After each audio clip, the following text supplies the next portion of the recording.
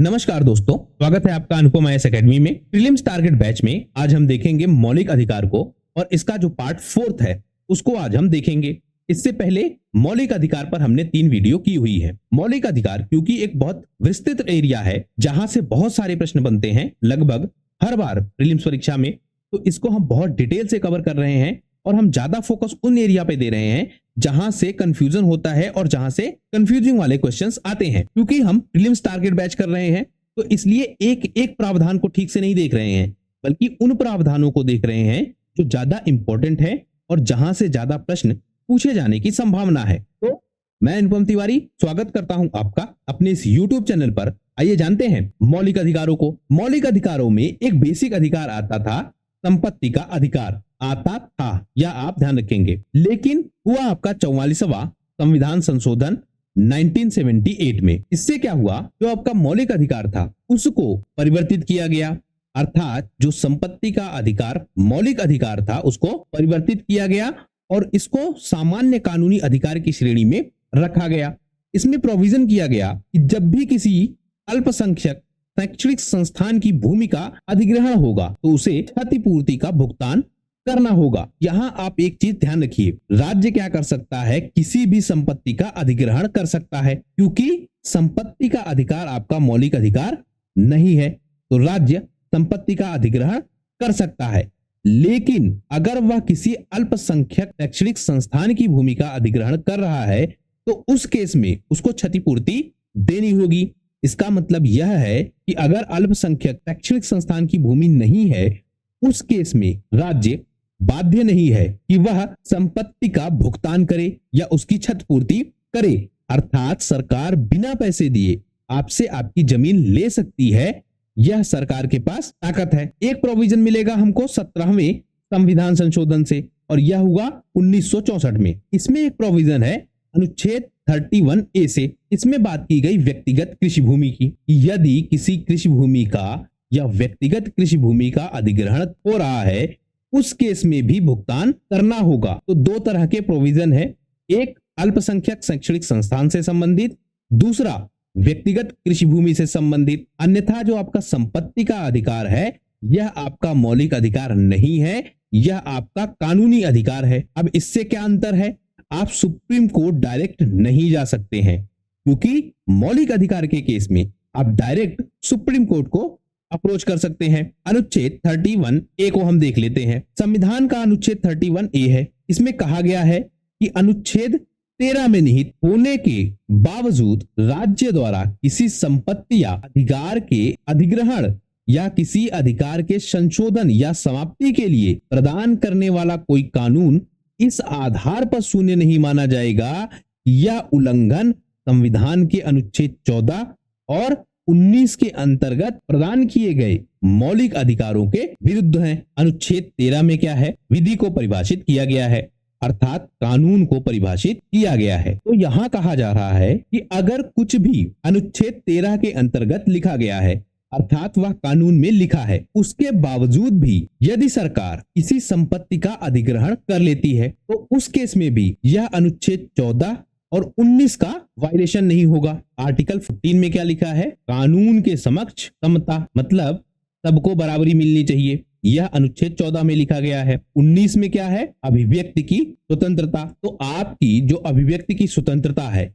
ना यह बाधित होगी, ना जो कानून के समक्ष समता का अधिकार है यह बाधित होगा यदि आपकी जमीन आपसे ली जाती है। अब इसको आप कैसे समझेंगे, मान लेते हैं आपके पास जमीन है और आपकी जमीन सरकार द्वारा ले ली जाती है। उस केस में आप चले जाते हैं कोर्ट। आप कहते हैं कि अनुच्छेद 14 में लिखा गया है कि कानून के समक्ष समता है, अर्थात कानून सबको बराबरी की निगाह से देखता है, अर्थात जो कानून के प्रावधान है वह सबके लिए बराबर है। तो मेरी ही जमीन क्यों ली जा रही है, या तो सबकी जमीन ले लो। अगर सिर्फ मेरी ही जमीन ली जा रही है तो यह अनुच्छेद 14 का वायलेशन है। तो यहाँ पे प्रावधान है कि अगर ऐसा कुछ हो रहा है तो 14 का वायलेशन नहीं है। फिर आता है अनुच्छेद 31B। इसमें प्रोविजन है कि 9वीं अनुसूची में रखा गया कोई भी कार्य इस आधार पर अमान्य नहीं होगा कि वह भाग 3 के तहत अधिकारों का उल्लंघन करते हैं और कोई न्यायिक समीक्षा संभव नहीं है। अब देखिए भाग 3 की बात की जा रही है। भाग 3 अर्थात मौलिक अधिकार। फिर 9वीं अनुसूची की बात की जा रही है, इसको अभी हम समझेंगे। तो प्रथम संविधान संशोधन के द्वारा अनुच्छेद 31 भी जोड़ा गया और उसमें कहा गया कि यदि किसी विषय को 9वीं अनुसूची में रख दिया जाता है तो वह मौलिक अधिकारों का उल्लंघन नहीं होगा। अर्थात कोई ऐसा विषय जिसको 9वीं अनुसूची में रख दिया जाएगा वह ओवरटेक करेगा किसको? मौलिक अधिकारों को। अब हम समझते हैं कि जो आपकी 9वीं अनुसूची है यह बेसिकली है क्या। तो हम देखते हैं कि जो आपके केंद्रीय कानून है और जो राज्य स्तर के कानून है उनकी एक सूची हमको मिलती है जिसको 9वीं अनुसूची में रखा जा सकता है। जब इसको 9वीं अनुसूची में रख दिया जाएगा तो उससे बेनिफिट क्या है कि इसको न्यायालय में चुनौती नहीं दी जा सकती और इसको प्रथम संविधान संशोधन अधिनियम 1951 द्वारा जोड़ा गया। किसमें? संविधान में। तो 9वीं अनुसूची को कब जोड़ा गया? प्रथम संविधान संशोधन के द्वारा, जो कि हुआ आपका 1951 में। और यह एक तरह की सूची है जिसमें यदि किसी कानून को रख दिया जाता है तो न्यायालय में उसको चुनौती नहीं दी जा सकती है। जो सबसे पहला संशोधन हुआ उस केस में ये जो सूची बनी थी इसमें ऐसे 13 कानूनों को जोड़ा गया था। बाद में संशोधन होते रहे और धीरे धीरे इनकी संख्या लगभग 300 के आसपास पहुंच गई। अब आप यहां समझिए कि व्यवस्था क्या थी। राज्य यदि किसी कानून को 9वीं अनुसूची में रख देता है उस केस में क्या होगा? कोई भी व्यक्ति कोर्ट नहीं जा सकता उस कानून के खिलाफ। आप समझिए ये लाया क्यों गया? हो रहा था जमींदारी प्रथा की समाप्ति, अर्थात जो जमींदारी प्रथा थी उसको समाप्त करने का प्रयास किया जा रहा था। इसके लिए सरकार क्या करती थी? कानून बनाती थी। और जब कानून बनाती थी तो लोग चले जाते थे कहां? कोर्ट, क्योंकि कोर्ट में मामला लंबा चलता था और कई बार यह लोग मौलिक अधिकारों के बेसिस पे चले जाते थे कोर्ट। तो जमींदारी प्रथा को समाप्त कर पाना यह काफी कठिन काम हो गया था। उस केस में संविधान में संशोधन किया गया और 9वीं अनुसूची को जोड़ा गया। यह प्रावधान किया गया कि जो भी कानून इस अनुसूची में रख दिए जाएंगे उसके अगेंस्ट आप कोर्ट नहीं जा सकते हैं। ये जो आपकी 9वीं अनुसूची है यह बनाई किसके तहत गई? 31B के तहत। अब आप इसमें अंतर समझ लीजिए। 31A में क्या है? जो आपका 31A है यह क्या करता है? जो कानून बने हैं उसके उपबंधों के अर्थात उसके जो प्रावधान है उसकी सुरक्षा प्रदान करता है। वहीं जो आपका अनुच्छेद 31B है यह विशिष्ट कानूनों और अधिनियमों को सुरक्षा प्रदान करता है। जब हम 31B को देखते हैं तो यहाँ पे हमको पूर्वव्यापी संचालन भी दिखता है। अर्थात यदि कोई कानून बनाया गया और कानून बनाए जाने के बाद उसको असंवैधानिक घोषित कर दिया गया, उस केस में उस कानून को शामिल कर लिया जाता है 9वीं अनुसूची में। असंवैधानिक कैसे घोषित होगा? जब यह जाएगा कोर्ट में तो कोर्ट इसको असंवैधानिक घोषित कर सकती है। लेकिन उसके बाद क्या हो कि उसको 9वीं अनुसूची में जोड़ दिया जाए। जब इसको 9वीं अनुसूची में जोड़ दिया जाएगा तो जो कोर्ट में जाने की पावर थी यह पावर समाप्त हो जाएगी। उस केस में यह माना जाएगा कि जब से वह कानून बना था तभी से वह वैध है, अर्थात तभी से वह वैलिड है। इसको आप ऐसे समझिए, मान लेते हैं 1 जनवरी को कोई कानून बना, कानून पहुंच गया 5 जनवरी को कोर्ट में और कोर्ट ने कहा कि भाई ये कानून असंवैधानिक है, इनवैलिड है। फिर इस कानून को ले जाएंगे 9वीं अनुसूची में। मतलब ले जाएंगे का मतलब ये नहीं कि उसको ले ही जाना है, मतलब आप ले जा सकते हैं। उसको फिर ले जाएंगे कहां? 9वीं अनुसूची में। जब इसको 9वीं अनुसूची में ले जाएंगे तब क्या होगा कि अब इसको कोर्ट में चैलेंज नहीं किया जा सकता। इस केस में यह लागू कब से माना जाएगा? 1 जनवरी से, जब इसको पहली बार लाया गया था।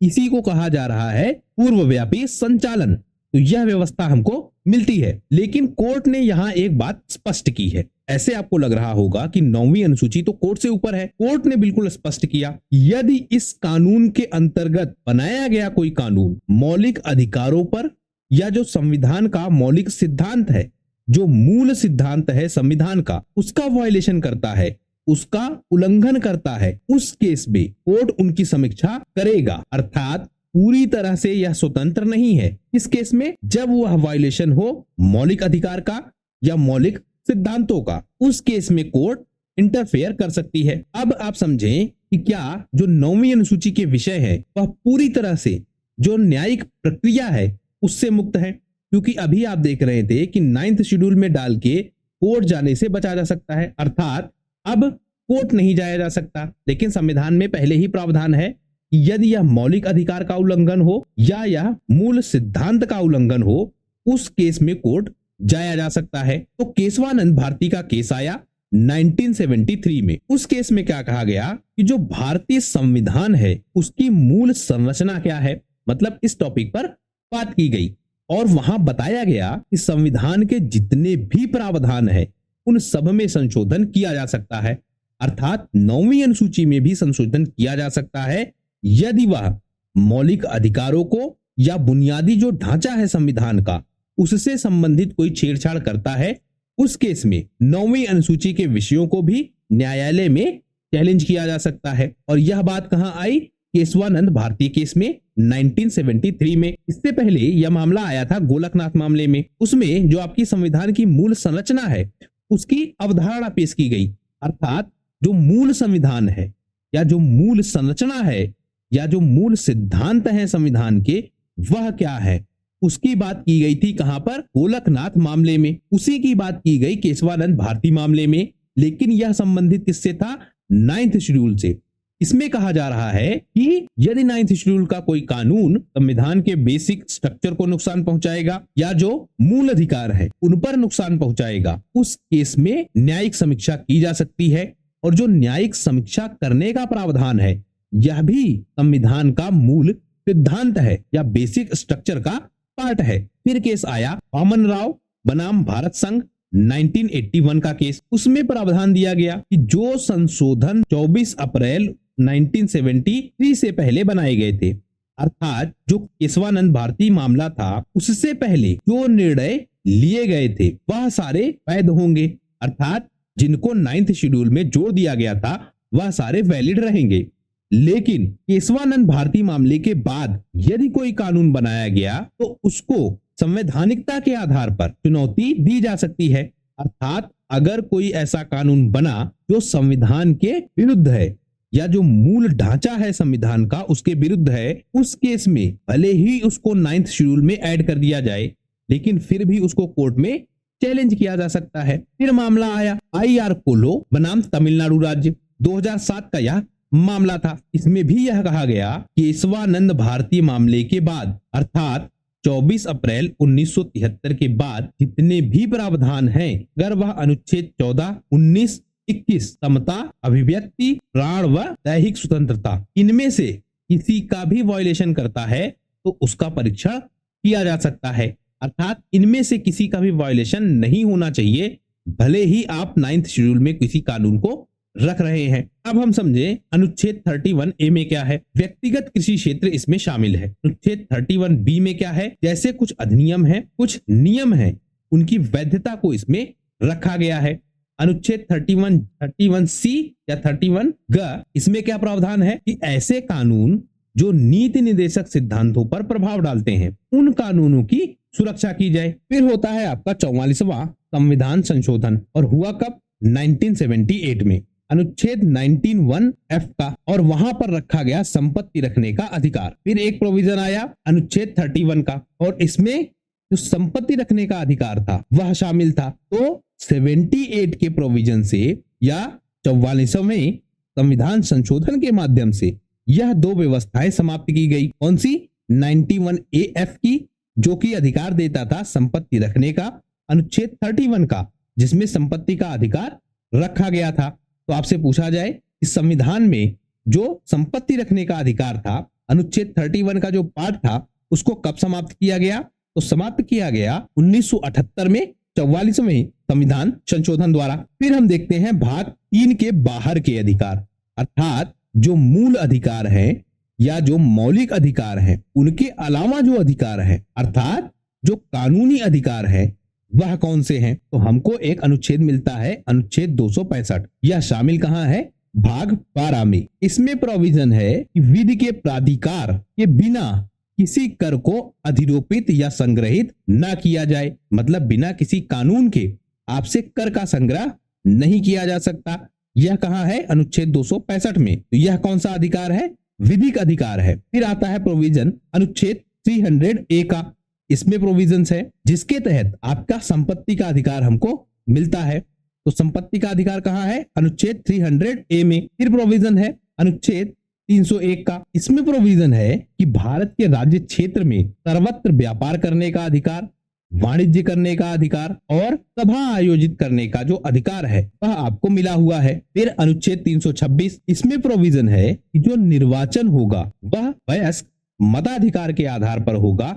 यह प्रोविजन हमको मिलता है कहाँ? अनुच्छेद 326 में। तो यह आपका मौलिक अधिकार नहीं है। तो जो आपका वोट देने का अधिकार है वह कौन सा अधिकार है? कानूनी अधिकार। यह तथ्य आप ध्यान रखेंगे, बहुत इंपॉर्टेंट है। फिर प्रोविजन आता है निवारक निरोध का। इसको कहा दिया गया है, जो संविधान का 22वां खंड है उसमें यह प्रावधान हमको मिलता है। इसके अंतर्गत जब किसी व्यक्ति को गिरफ्तार किया जाता है तो उसको 3 माह की अभिरक्षा में रखा जा सकता है, और यदि मामला लोकहित से संबंधित ना हो उस केस में कारण बताया जा सकता है। अर्थात फोर्सफुल नहीं है कि कारण बताना ही है, लेकिन कारण बताया जा सकता है अगर मामला लोकहित से संबंधित ना हो। इसके प्रमुख अधिनियम हम देख लेते हैं। एक आता है निवारक निरोध अधिनियम 1950, फिर आता है आंतरिक सुरक्षा विधेयक 1971 जिसको 1979 में समाप्त कर दिया गया। फिर आता है विदेशी मुद्रा संरक्षण व तस्करी विरोध अधिनियम 1974, राष्ट्रीय सुरक्षा कानून 1980, आतंकवादी एवं विध्वंसकारी गतिविधियां या जिसको टाडा कहा जाता है। अब आप इसको समझिए कि यह क्या था, क्योंकि हमने निवारक निरोध की चर्चा पीछे भी की थी। तो यहाँ क्या प्रावधान है कि कुछ अधिनियम है, उस अधिनियम के तहत ही आप पर क्या होगा? केस दर्ज होगा, और जब इस अधिनियम के तहत ही आप पर केस दर्ज होगा तभी आप पे निवारक निरोध का कानून लागू होगा या इस प्रावधान का इस्तेमाल किया जा सकता है। तब ये आपके वह प्रोविजन है जिनके बेसिस पर जब आप पर केस दर्ज होगा तो आपको बिना कारण बताए 3 माह की जेल हो सकती है या 3 माह तक आपको जेल में रखा जा सकता है। एक हमको बहुत स्पेशल प्रोविजन मिलता है, जम्मू कश्मीर सार्वजनिक सुरक्षा अधिनियम 1978 जिसको पब्लिक सेफ्टी एक्ट के नाम से जाना जाता है। इस कानून को अगर हम देखें तो यह भी एक प्रिवेंटिव डिटेंशन है, अर्थात निवारक निरोध है। इसके तहत भी किसी व्यक्ति को हिरासत में लिया जा सकता है और उसको सार्वजनिक सुरक्षा से संबंधित मामले या सार्वजनिक व्यवस्था से संबंधित मामलों को प्रभावित करने से रोका जा सकता है। मतलब ऐसा डर हो कि यह व्यक्ति सार्वजनिक व्यवस्था को डिस्टर्ब कर सकता है तो उसको हिरासत में रखा जा सकता है। यह कहां का प्रोविजन है? जम्मू कश्मीर का यह प्रोविजन है। सार्वजनिक सुरक्षा अधिनियम 1978 के तहत इसको बनाया गया है, और यहाँ पे प्रोविजन क्या है कि 2 साल के लिए आपको हिरासत में रखा जा सकता है।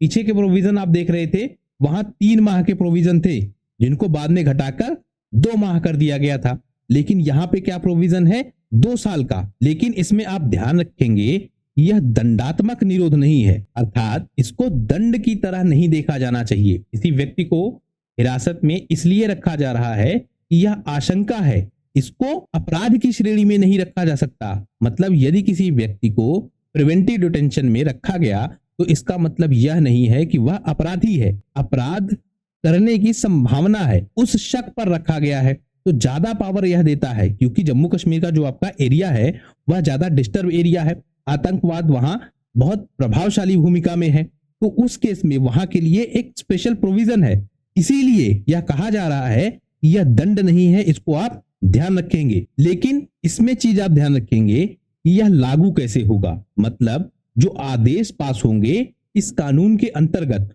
उनको पास कौन करेगा। तो वहां पे प्रोविजन क्या है कि अगर आपका डिविजनल कमिश्नर हो, उसके अलावा यदि आपका डिस्ट्रिक्ट मजिस्ट्रेट हो, तो या तो डिविजनल कमिश्नर या डिस्ट्रिक्ट मजिस्ट्रेट वही आदेश जारी करे कि इस व्यक्ति को प्रिवेंटिव डिटेंशन में रखा जा सकता है, तभी यह कानून वैलिड होगा या तभी किसी व्यक्ति को हिरासत में रखा जा सकता है। जब आपका यह कानून लागू हो जाए उसके बाद क्या प्रोविजन है, अर्थात जब आपका पब्लिक सेफ्टी एक्ट लागू हो जाए तो उसके बाद क्या प्रोविजन है।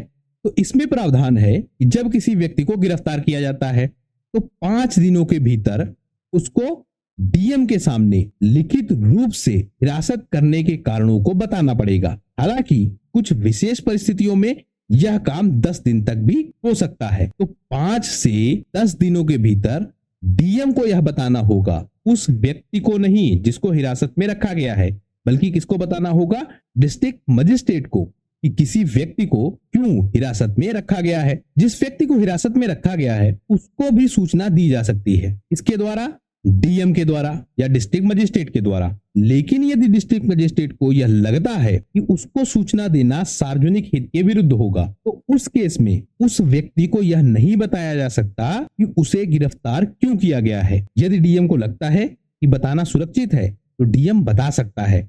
अर्थात जो व्यक्ति गिरफ्तार हुआ है उसका यह अधिकार नहीं है कि उसको सूचना दी ही जाए कि उसे गिरफ्तार क्यों किया गया है। एक बार जब व्यक्ति गिरफ्तार हो गया, उसके बाद सूचना गई डीएम के पास। डीएम क्या करेगा, उसको लेके जाएगा सलाहकार बोर्ड के पास, जिसमें कौन होंगे, न्यायालय के लोग। तो उनके सामने प्रस्तुत करेगा। इस बोर्ड में एक अध्यक्ष होगा और उसके साथ साथ 3 सदस्य होंगे। जो इनका अध्यक्ष है वह कहाँ का होगा, उच्च न्यायालय का पूर्व न्यायाधीश अर्थात हाई कोर्ट का या न्यायाधीश होना चाहिए। उनके सामने यह प्रस्तुत करेगा और डीएम उस व्यक्ति का प्रतिनिधित्व करेगा अर्थात जिसको गिरफ्तार किया गया है।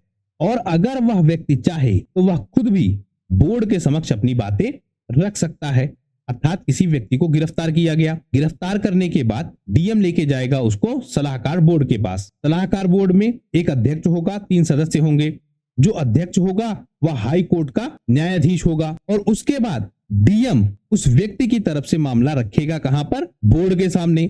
चाहे तो वह व्यक्ति अपना मामला खुद भी बोर्ड के सामने रख सकता है। जो सलाहकार बोर्ड है यह 8 हफ्तों के भीतर अर्थात 2 महीने के भीतर अपनी रिपोर्ट राज्य को देगा और उसके बाद जो राज्य सरकार है वह निर्णय लेगी कि जो यह नजरबंदी की गई थी या जो यह गिरफ्तारी की गई थी वह सार्वजनिक हित में है या नहीं है। अर्थात उसको गिरफ्तार सही किया गया या नहीं किया गया, इसका अंतिम फैसला कौन कर रहा है, राज्य सरकार। तो यह पब्लिक सेफ्टी एक्ट के कुछ प्रोविजन थे। फिर आपका आता है एक चीज, पब्लिक इंटरेस्ट लिटिगेशन अर्थात पीआईएल। आपने बार बार सुना होगा इस शब्द को। तो 1986 का सीएम भगवती मामला था, उसी के तहत यह प्रोविजन लाया गया। लेकिन आप ध्यान रखेंगे यदि तथ्यहीन है तो उस केस में जुर्माना भी आप पर लगाया जा सकता है। अब आप इसका बेसिक प्रिंसिपल समझिए। पीआईएल के तहत क्या प्रोविजन है कि पब्लिक इंटरेस्ट में अर्थात लोक हित में आप किसी मामले को उठा सकते हैं और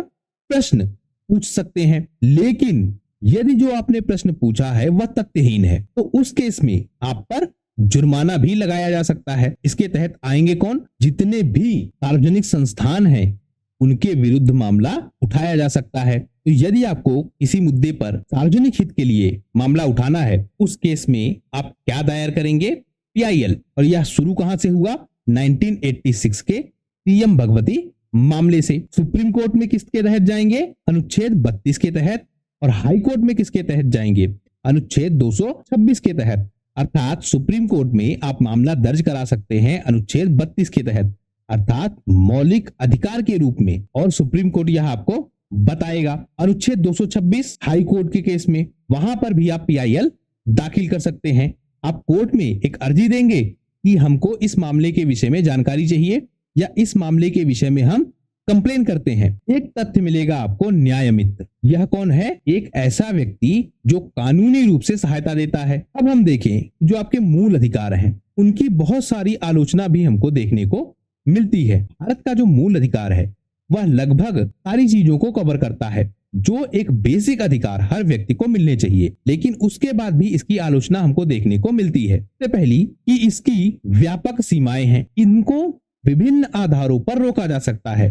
हमने बहुत सारे प्रोविजंस देखे जिनके आधार पर मौलिक अधिकारों पर रोक लगाई जाती है। जो यह आपके मौलिक अधिकार हैं इनका कोई सामाजिक और आर्थिक आधार नहीं है, यह भी इस पर आरोप लगाया जाता है। स्पष्टता का अभाव है, बहुत क्लियर कट नहीं है। कभी मौलिक अधिकार को कहा जाता है कि इस पर रोक नहीं लगाई जा सकती है, फिर उसमें दूसरा प्रोविजन दिया जाता है कि इस आधार पर रोक लगाई जा सकती है। तो जो आम नागरिक है उसके लिए समझना काफी कठिन हो जाता है। तो इसलिए आरोप लगाया जाता है कि इसमें स्पष्टता का अभाव है। फिर मिलता है अस्थायित्व का अभाव है, अर्थात मौलिक अधिकार लगातार बदलते रहते हैं। आपातकाल का जब समय आता है तो इनको स्थगित कर दिया जाता है, यह भी इसकी आलोचना हमको मिलती है। फिर बात आती है महंगा उपचार की, क्योंकि यदि आपके मौलिक अधिकार वायलेट होते हैं उस केस में अगर आपको कोर्ट जाना है तो वहां पर जो कोर्ट का खर्चा है वह आप पर आरोपित हो जाएगा। तो यह एक महंगा उपचार है। निवारक निरोध है, यह भी एक आलोचना लगाई जाती है मूल अधिकारों के केस में कि जो आपका यह प्रोविजन है निवारक निरोध का, जिसके तहत किसी को बंदी बनाया जा सकता है अर्थात उसको हिरासत में रखा जा सकता है, यह मौलिक अधिकारों पर आघात है। तो यह भी इसकी आलोचना हमको मिलती है। और प्रतिमान दर्शन नहीं, अर्थात इसका कोई दृश्य दर्शन या ऐसा कोई फिलॉसफी हमको नहीं मिलती है। अर्थात जो आपका मूल अधिकार है यह लगातार बदलता रहता है, कोई फिक्स दर्शन इसका नहीं है। तो इस तरह से मौलिक अधिकारों की या मूल अधिकारों की आलोचना भी हमको देखने को मिलती है। तो हमने मूल अधिकारों से संबंधित उन सारे इंपॉर्टेंट टॉपिक को कवर कर लिया है जिनका परीक्षा में पूछे जाने की संभावना है। आशा करता हूं यह वीडियो आपकी परीक्षा के लिए उपयोगी होगा। अगर वीडियो अच्छा लगा हो तो प्लीज शेयर कीजिए अपने दोस्तों के साथ, सब्सक्राइब कीजिए इस चैनल को। आपका हमसे जुड़ने के लिए बहुत बहुत धन्यवाद। आपका दिन शुभ हो।